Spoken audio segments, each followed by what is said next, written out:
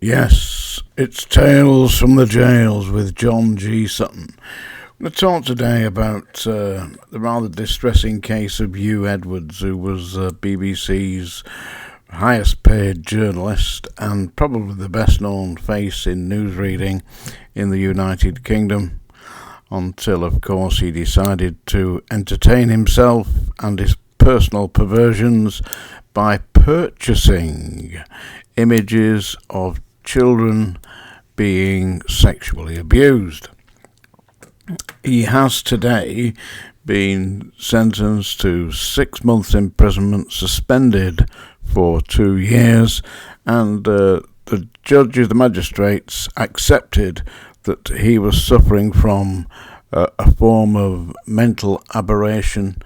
He said apparently in his defence that he could not remember seeing those images. However, he did pay the individual who provided them a total of £1,500 over a period of about 6 to 9 months. So no doubt he could remember doing that. However, his defence was that he was suffering from some form of a mental breakdown, and the magistrates have accepted that. Yet it is only approximately 10 days since we had a lady sentenced to 2 years imprisonment for posting online apparently so it was decided by the courts, dangerous words encouraging people to seek retribution against certain ethnic minority groups. And for those words alone, she was sentenced directly to imprisonment, not to a suspended sentence, despite the fact that she would, at the time of putting those words up, no doubt have been seriously emotionally distressed due to certain incidents in society, of which you are no doubt well aware. They include the stabbing to death of little children and various other egregious actions that have taken place involving people of certain ethnic minority groups attacking children and people in general. So she had a reason to be disturbed, a reason to be emotionally distraught, but that was not taken into account. Her condition, her mental state at the time of posting those remarks was not even considered. She was immediately sentenced to imprisonment. And yet, an individual who procures indecent images of little boys, 7 to 9 years old, I believe, being physically penetrated, person who goes about that, a bit of the old Gary Glitter, yeah, and again, a senior member of the BBC's journalistic staff, a senior figure in the BBC, and he has been given a 6-month suspended sentence. It's ruined his career. He'll never return from that. And quite rightly he shouldn't. He's got to undertake some form of rehabilitation.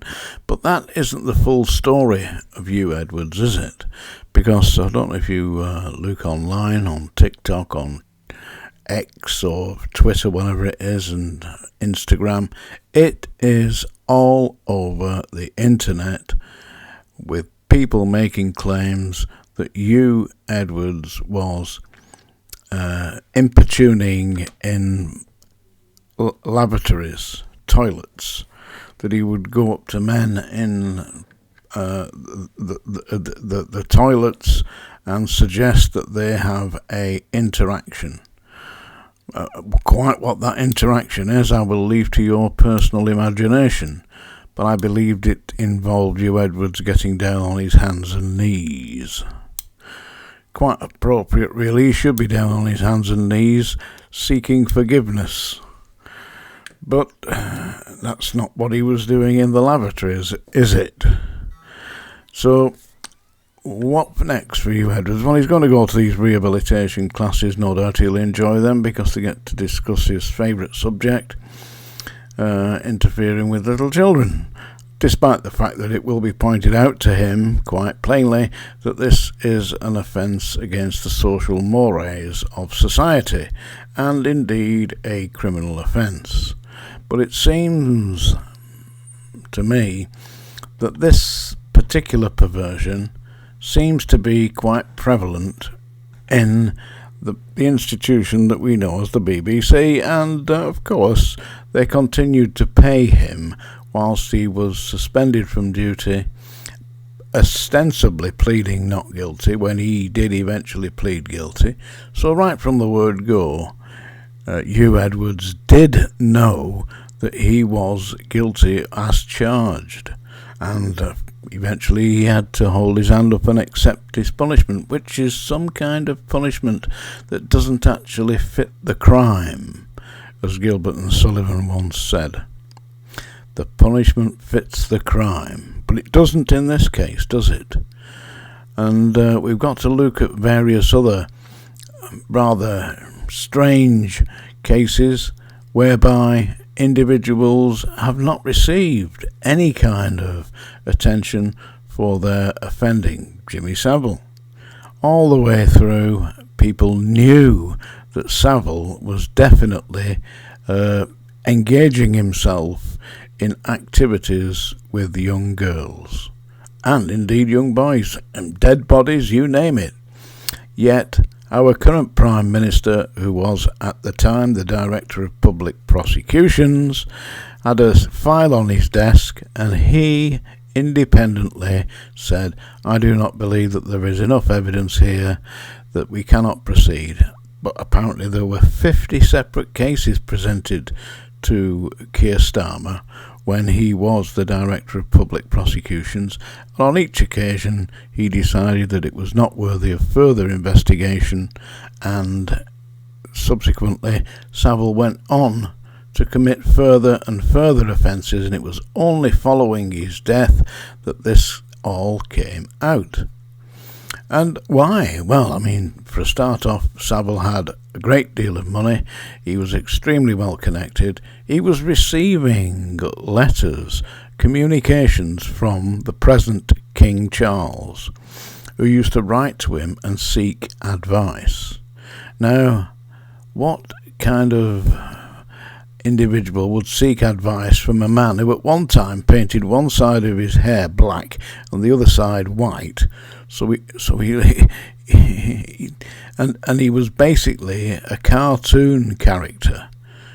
What kind of an individual would you seek advice from a person like that? Now then, guys and gals.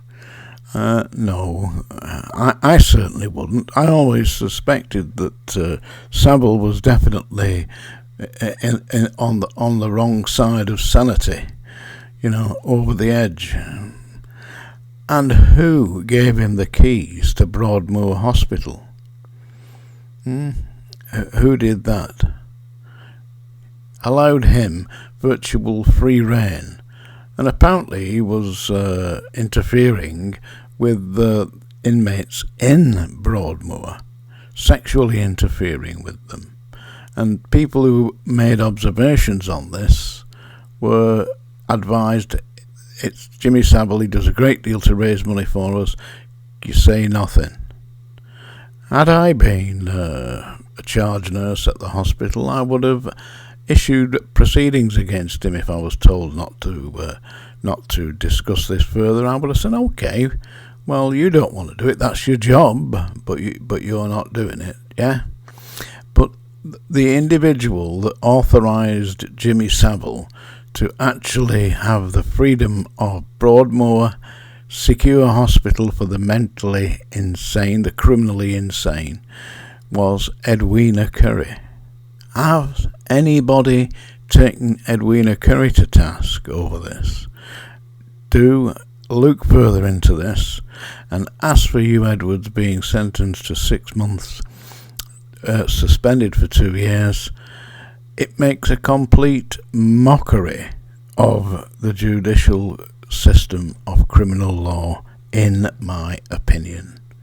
My opinion.